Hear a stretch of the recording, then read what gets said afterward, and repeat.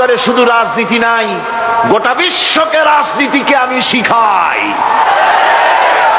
অর্থনীতি শিখাই, পৃথিবী চলবে কিভাবে তা আমি দেখাই।